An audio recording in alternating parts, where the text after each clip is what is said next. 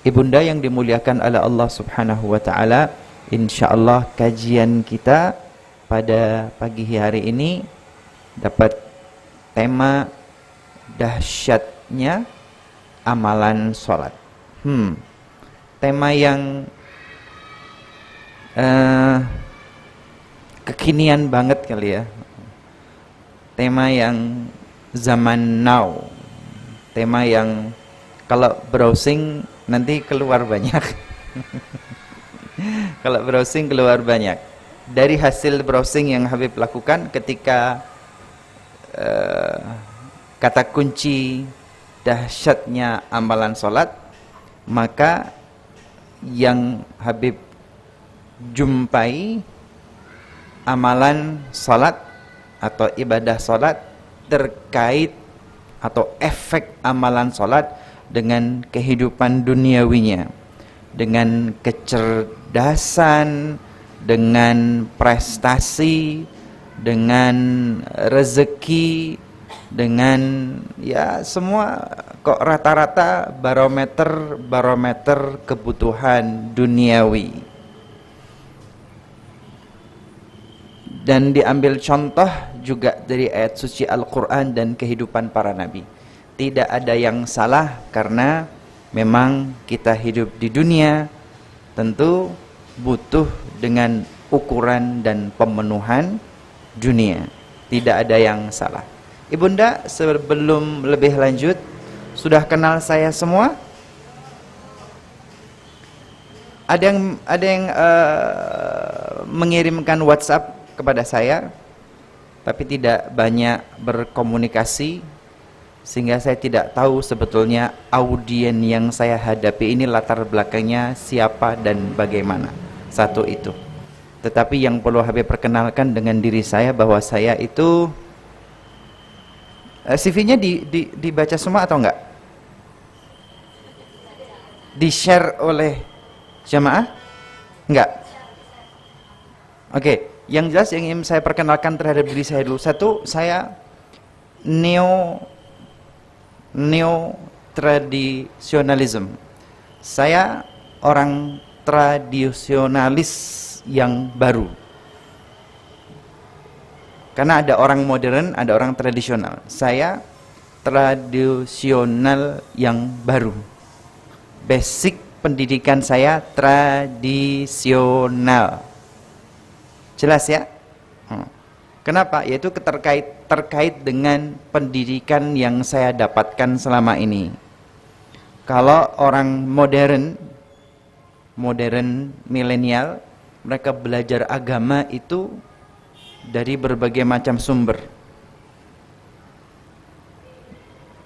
Cuplikan atau sedikit dari tempat kerjanya, cuplikan sedikit dari sekolahnya, cuplikan sedikit dari lingkungan ia hidup, cuplikan sedikit dari media, kemudian dia berusaha melakukan screening, filter, kemudian dia akan pahami dalam dirinya. Jadi itu cara beragama orang zaman sekarang. Saya tidak terdidik dengan dunia seperti itu, tapi saya orang tradisionalis yang pendidikan itu didapatkan dari lingkungan keluarga. Saya beragama seperti kedua orang tua saya. Saya beragama seperti dengan kedua kakek nenek saya. Saya beragama seperti buyut saya. 7 keturunan ke atas, bahkan 10, 15, 30 keturunan ke atas, cara beragamanya iya seperti saya ini. Tidak berubah sedikit pun. Ini adalah cara mata rantai keluarga bani kami dalam beragama. Ini cara kami beragama. Sampai sini jelas? Oke.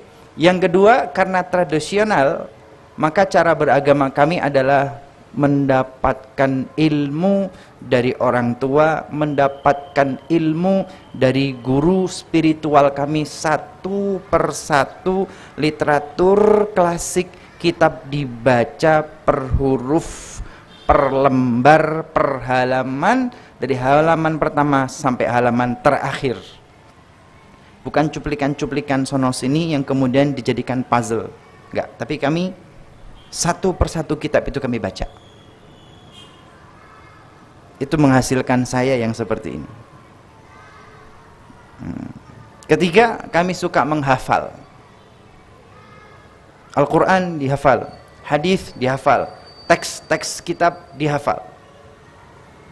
Semua dengan hafalan, bukan dibaca, dipahami, kemudian disampaikan dengan bahasa kita. Enggak, kita cenderung tekstualis untuk difahami dan dihafalkan. Oke. Kemudian karena tradisional, maka saya bermadhab Syafi'i. Saya bermadhab Syafi'i. Cara ibadah saya sesuai dengan madhab Syafi'i, tanpa mengurangi rasa hormat dan ta'zim kepada madhab-madhab yang lainnya. Tapi cara beragama saya, cara ibadah saya, madhab Syafi'i.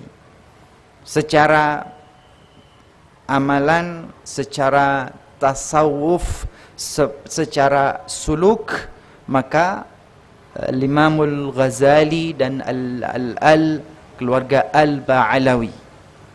Kemudian secara aqidah ahli sunnah wal jamaah al-Asy'ariyah.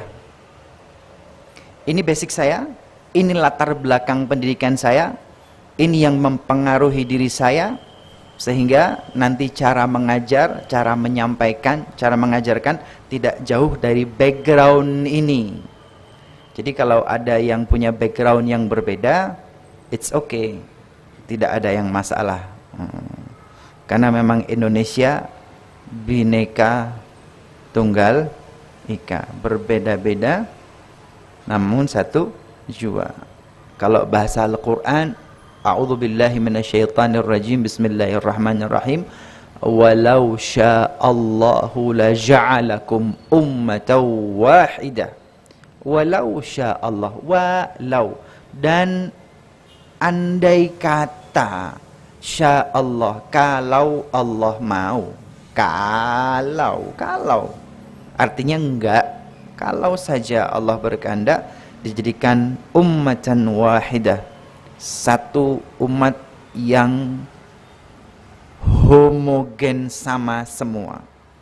Tetapi faktanya tidak, Allah jadikan syu'uban wa qabaila lita'arafu, bersuku-suku, qabail, berbangsa-bangsa, agar satu dengan lainnya saling mengenal.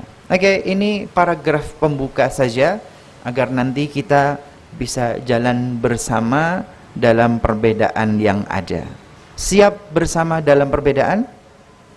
Pertanyaannya begitu. Siap bersama dalam perbedaan? Insya Allah, amin, Allahumma